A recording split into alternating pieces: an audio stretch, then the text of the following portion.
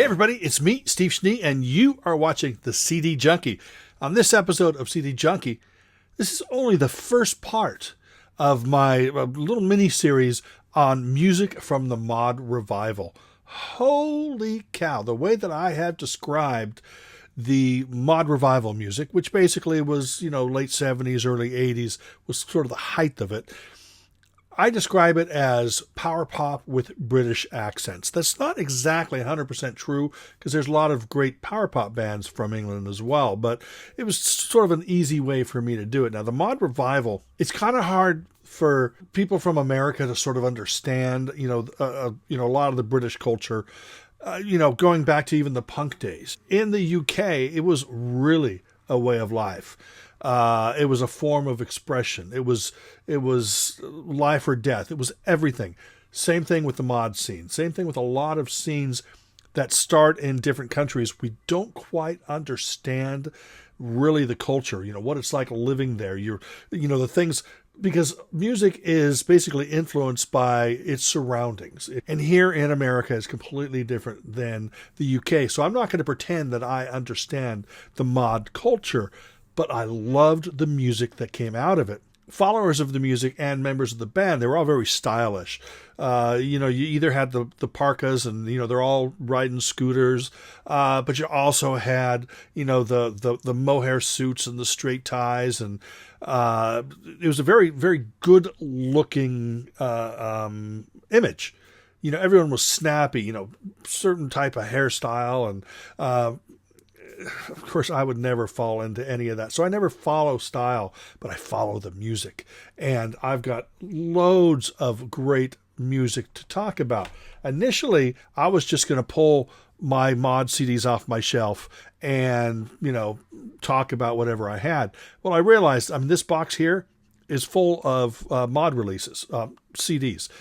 So I decided I'm just going to break this up into 4, 5, 6 different parts, make them short, and introduce you to maybe 5 new bands per episode, or remind you of 5 new bands per episode. And that's what we are going to do, starting with this first episode. I am going to start with the band that really set the whole mod scene in motion. And they did it actually before it caught on.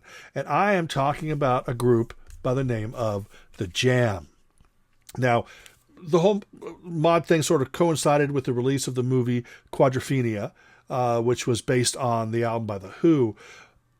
The original mod scene was, bands like The Who and, The Action and all these bands from the UK, but they were more sort of R&B influenced, soulful blues. And then, of course, you had bands like The Who that were, more poppy and rock. And then they were also influenced by a lot of the soul music, and they were influenced by ska. So you can hear all those influences in these bands, and some of them sort of sound similar, but then there were such a variety of styles. I'm not going to cover all the big bands in this first episode. I'm going to cover 2 of the major bands, and then some of the lesser known, but still musically wonderful bands. But like the major bands were The Jam, the Lambrettas, Squire, the Chords, Purple Hearts, Secret Affair. These are bands that maybe the Chords kind of sounded like the Jam, but pretty much they were all stylistically different, but they belonged to the same scene. And really the deep down, the roots of these bands all came from the same place. But like I said, the Jam. Now, the Jam were wearing these smart suits in 1977. When everyone else was, punk and, spiky hair and ripped up clothes and slogans and stuff. The Jam were properly dressed. When I first saw the Jam in early 1978 on TV, I thought, wow, it's the punk rock Beatles, because they played Rickenbackers, and it was just incredible. Now, the Jam, in their short career, it was Paul Weller on guitar and vocals, Bruce Foxton on bass and vocals, and Rick Buckler on drums. And from 77 to 82, they put out, 6 albums and a slew of singles and great B-sides. All of it's available on CD and box sets and stuff like that. But just real fast, In the City was the first album. This is The Modern World. This is the album that really changed the course of the way I listened to music when I heard it in 1978, early 1978. And this is really what got me into the whole mod, power pop, new wave, punk. This album, this is The Modern World. It's not their most popular, but it's the album that just opened my eyes to all this great stuff. Their next album was All Mod Cons, Setting Suns, Sound Effects, which might be my favorite Jam album. But also I love all these albums. The Gift. Man, back in high school, I was the only kid wearing Jam t-shirts, and I was nuts, just crazy about the Jam. Still am one of my favorite bands of all time. But if you haven't heard the Jam, I put together a short little medley just to give you a taste of what they sound like. Now, when I say short medley, it's barely over 60 seconds. So I have to just cram little bits and pieces of like 4, 5, 6 songs in there just so you can hear what they sound like if you haven't heard them before. Really an incredible, wonderful band. It turned me onto the scene, and because of the Jam, they were really the band. Them and the movie Quadrophenia kickstarted the whole mod scene. I think it was, 79? But here is a little bit of the Jam. Give this a listen, and I will see you on the other side.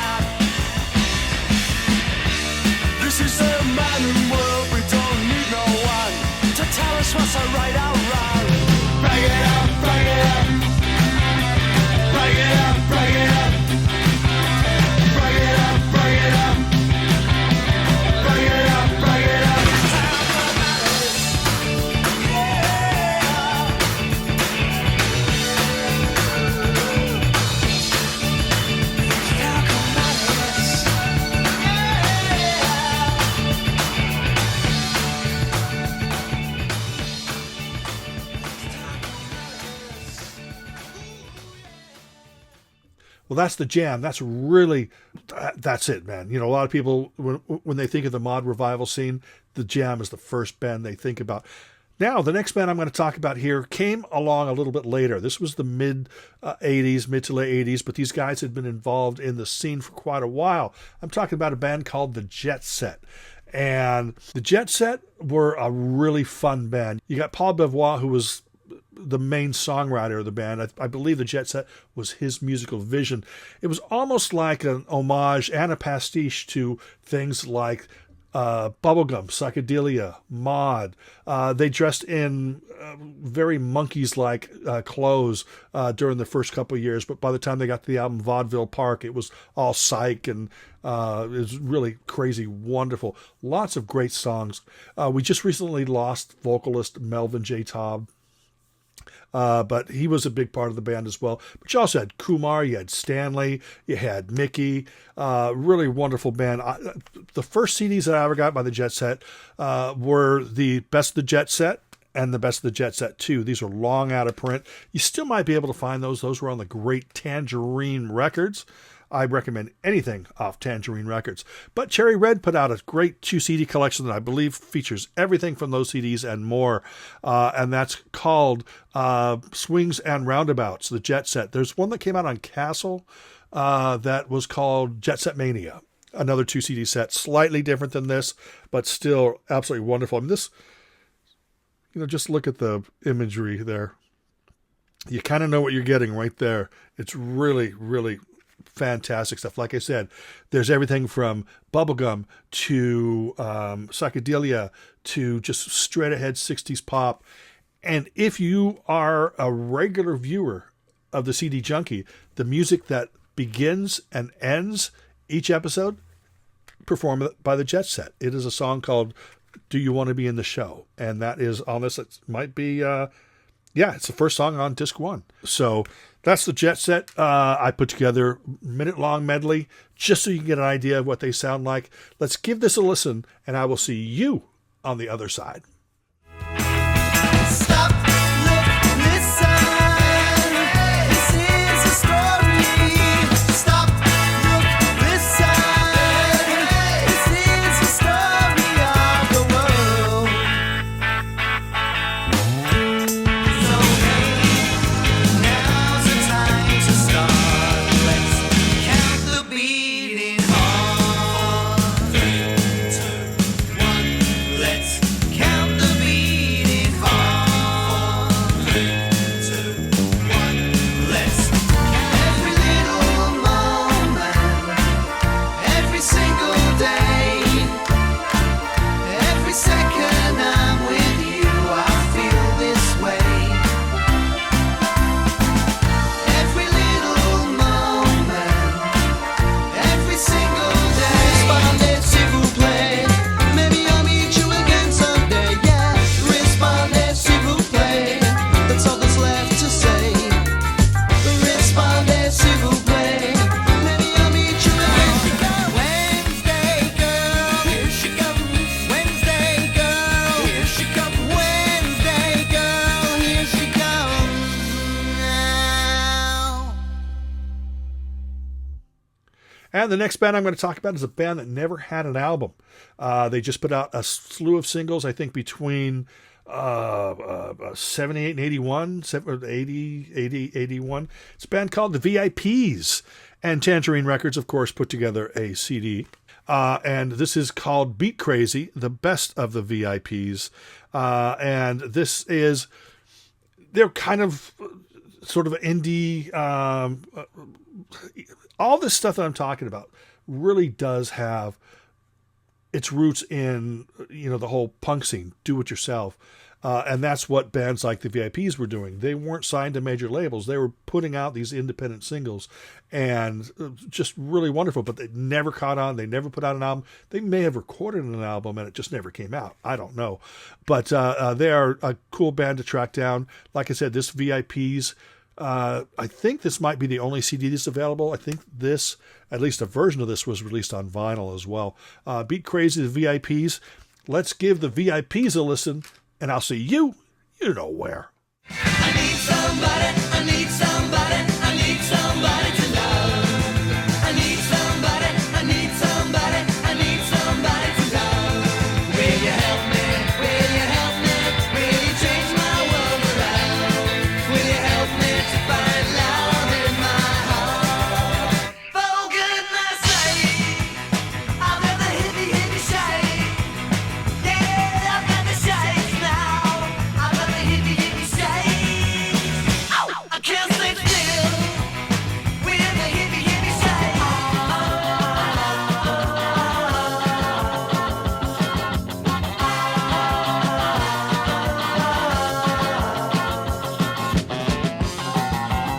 My baby said on the watermelon. My baby said on the watermelon. My baby said on the watermelon. My baby said on the watermelon. Now this band I talked about recently on a video called like 5 Great Guitar Pop Albums. Oh, I love this band. I cannot believe that they never put out an album because they were building up to put out just an epic, wonderful, great album. They have the energy of the Jam, maybe influenced by the Jam, but there's so much more to them. It's wonderful. It's a band called the Donkeys. I know, the Donkeys, whatever. But this is an album called Television Anarchy. And this, essentially, disc 1 is all the singles, A and B sides, plus a couple alternate versions. Disc 2 is songs that might have made their first album that never came out. So they're all, demos or maybe finished recordings. But you're getting a whole slew of killer pop songs, killer guitar pop songs. This is... Now, the Donkeys aren't always classified as mod, but enough mod fans really dig the Donkeys. Now, if you're a big fan of the mod revival music and you haven't heard the Donkeys, you are going to hear a little bit over a minute of some of their, this is incredible. Now, this is a CD that's available on Detour Records. Like I said, it's all the singles, A and B sides, and then a bunch of unreleased tracks. There is a Japanese CD called Monkey Business, which basically just has the singles on it. So I have to own both of them because I love the band so much. And they're in, I think, a different order. So, but this one here should be the easiest one to get. Television Anarchy by the Donkeys. Let's give it a listen, and I'll see you in just about a minute.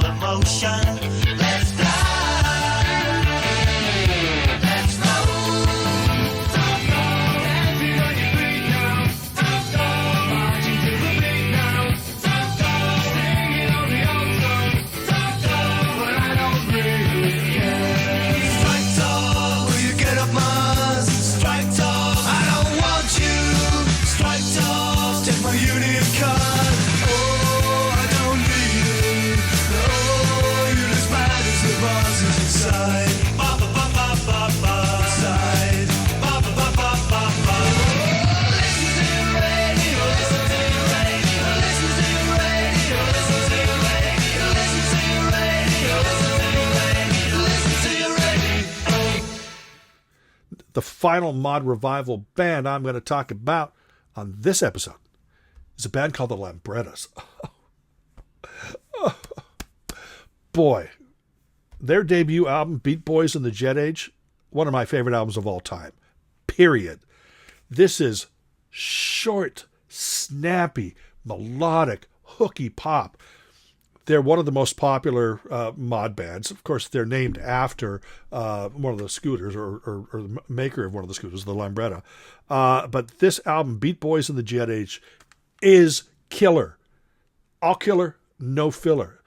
And it's so amazing. You've got Jez Bird, Doug Sanders, Paul Windsor, Mark Ellis. Incredible, incredible quartet. This album is just energetic. Now, compared to, let's say, the Donkeys or the Chords or, other bands like that, it's not as heavy as that. But, man, these songs are just going to hit you. Man, friggin' Lee Harvey Oswald you in the heart, man. It's just pretty amazing stuff here. This is an amazing, amazing album. Now, this is one of the versions. This came out on Dojo Records. It's long out of print. You still might be able to get that. And that's a single disc version with a couple bonus tracks. Now, here's something that thrilled the jingle bells out of me.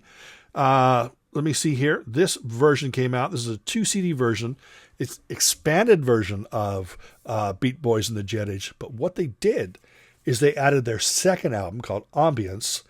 And when I first heard Ambience, it was almost like a completely different band. But they knew that, the mod tide had come in and went back out. So they were doing something a little bit different. It's more post-punk, but still the songs. I was just listening to it today, and Jez Bird, who passed, was just emotive.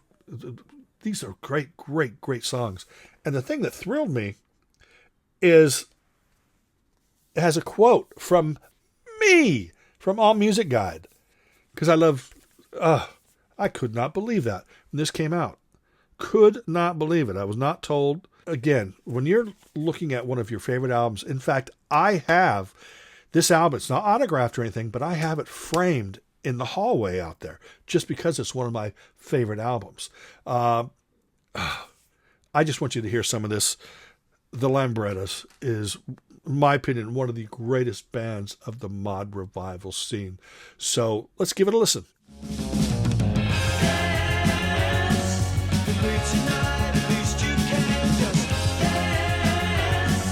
I want you more than I can stand.